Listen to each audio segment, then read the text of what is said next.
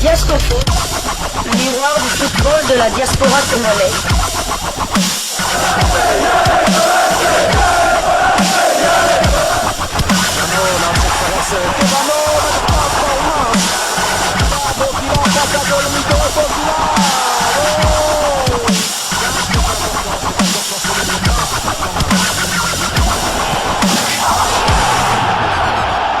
Diasco Foot, le miroir du football de la diaspora congolaise.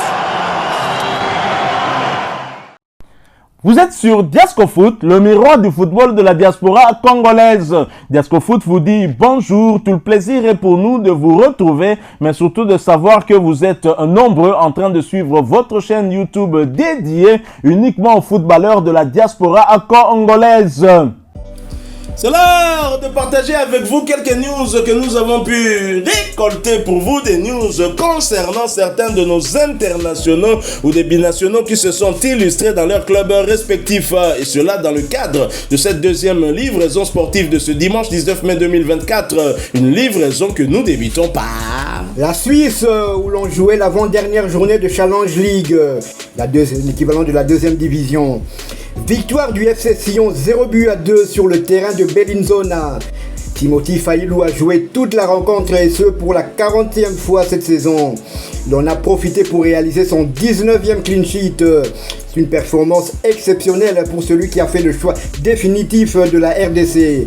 Le FC Sion est leader avec 76 points. 22 victoires, 10 nuls et 3 défaites. Ils ont marqué 69 buts et encaissé 23. Prochain rendez-vous, le FC Sion recevra Schaffhausen le lundi 20 mai. Il n'aura besoin que d'un petit point pour être champion de Challenge League. Ce sera une performance exceptionnelle pour donc Timothy Fayulu peut être champion de deuxième division suisse. Et Meshak Elia la semaine prochaine aussi pourra aussi être champion de la première division suisse. Et lui aussi, les Young Boys de Berne aussi auront besoin seulement d'un seul point pour être champion. Nous restons toujours en Suisse. Victoire de Neuchâtel Xamax 4-0 face au Stade Lyonnais. Fabrice Ntsakala était titulaire et ce pour la 7e fois consécutive. Son temps de jeu est de 2302 minutes sur 3516. 28 matchs joués sur 37 et il a délivré 2 passes décisives. Neuchâtel Xamax est 4e avec 48 points. 11 victoires, 15 nuls et 9 défaites. 53 buts marqués et 43 encaissés. Prochain match, Neuchâtel Xamax se déplacera sur le terrain du FC Baden le lundi 20 mai, dans le cadre de la dernière journée de Challenge League. Le FC Baden justement a fait match nul, 2 buts partout sur le terrain de Schaffhausen. Titulaire et ce pour la deuxième fois consécutive, Anthony Mossi a disputé tout le match. Son temps de jeu est de 471 minutes sur 3423. 5 matchs joués sur 36 et il a réalisé tout de même un clean sheet. Le FC Baden est dernier et jouera la saison prochaine en Division 3. Lors de la dernière journée, ils recevront Neuchâtel Xamax de Fabrice Ntsakala. De la concurrence dans la tanière en perspective des matchs de la 3e et 4e journée des éliminatoires du mondial Mexique-États-Unis-Canada 2026. Bonne chose pour les Léopards. Timothy Fayulu très en forme, mais Dimitri Berthaud n'a pas dit son dernier mot. Il a eu à participer au dernier match de son équipe.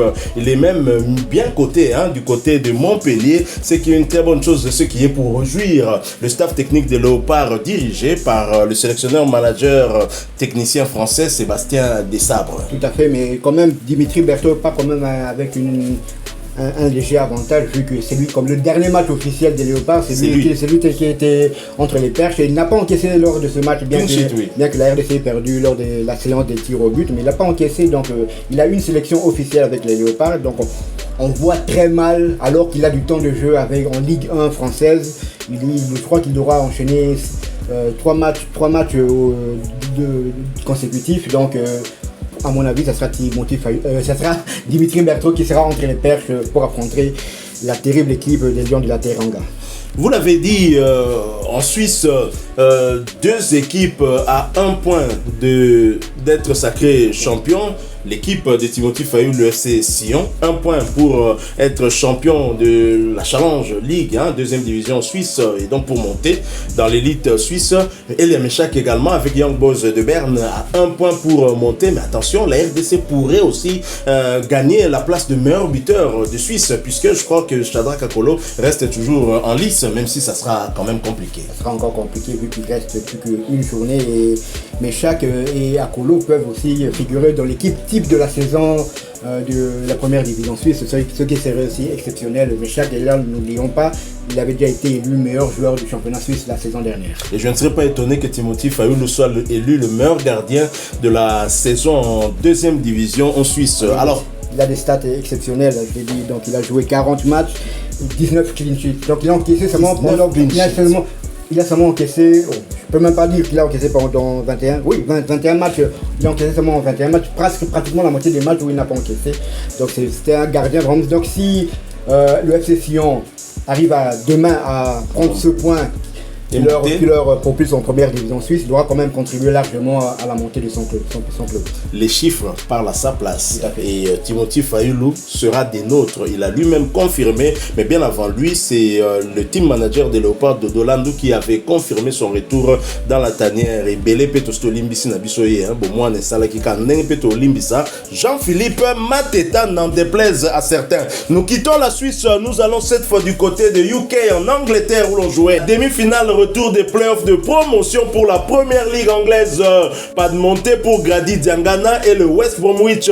Grosse désillusion pour West Brom qui a perdu sa demi-finale retour des playoffs face à Southampton. Score final 3-1. Pourtant, titulaire, Grady Diangana n'a rien pu faire pour empêcher la défaite de son club face à cette équipe de Southampton qui en voulait plus. Ainsi, l'international congolais a été remplacé à la 64e minute de jeu. A noter qu'il s'agissait de sa 6e titularisation consécutive, portant à 2640 minutes son temps de jeu sur les 4262 minutes possibles. Grady Diangana aura participé à 40 des 44 matchs avec son club, avec à la clé 7 buts inscrits et 8 passes décisives délivrées. Et après ce revers, le West Bromwich ne retrouvera donc pas la première ligue la saison prochaine et va rester en Championship malheureusement. Petite consolation pour notre léopard Grady Diangana qui termine la saison comme meilleur passeur de West Bromwich avec 8 passes décisives. Il était également meilleur passeur décisif léopard de l'étranger. Je ne sais pas, il faudra qu'on vérifie les statistiques des autres joueurs. Si soit on l'a rejoint, soit on l'a dépassé. Mais en tout cas, à un moment, il inscrivait des buts et puis donnait des passes décisives. Et puis en fin de saison, alors que West Brom avait encore plus besoin de lui, malheureusement, il ne s'est pas vraiment montré décisif. Mais il a toujours été titularisé. C'est vrai, moi, je me disais après ce match nul à la maison, l'aller, je crois que c'était soldé sur le score de 0 but partout. Je me disais que ça va être compliqué face à cette équipe de Supu, Natolo, Southampton, comme nous aimons l'appeler ici à Kinshasa, en République démocratique du Congo. Nous parieurs, Soko Pariakate, Oye Batere Tobenga Kaye Supu Natolo, Southampton. Et Southampton a eu plus envie de se battre pour monter, mais le parcours reste quand même encore un peu plus long. Qu'à cela ne tienne, ils se sont bien battus pour essayer de revenir dans l'élite. Ça n'a pas marché. La saison prochaine, ils doivent encore multiplier des efforts pour pourquoi pas réaliser cet objectif ultime, parce que trop souvent il y a des clubs qui ne jouent que pour se maintenir, mais eux au moins se sont battus pour la montée. Et nous sommes contents aussi pour Grady Diangana parce que du temps de jeu il en a eu et c'est de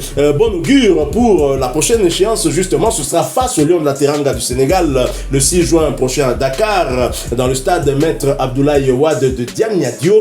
Et par la suite, 3 jours plus tard, ce sera la descente très rapide ici à Kinshasa au stade des Martyrs pour y affronter les éperviers du Togo de Kevin Denke. Donc voilà qui met fin à cette deuxième livraison sportive de ce dimanche 19 mai 2024. Si vous l'avez aimé, laissez-nous un maximum de j'aime. Merci de partager avec nous en commentaire votre point de vue. Vous êtes nouveau, abonnez-vous. N'oubliez pas d'activer la petite cloche de notification qui vous permettra de ne plus rien manquer des prochains sujets que nous allons vous proposer. Encore une fois, merci à vous, avec espoir de vous retrouver bientôt dans un autre sujet d'actualité. En attendant, portez-vous bien et Diasco Foot vous dit au revoir.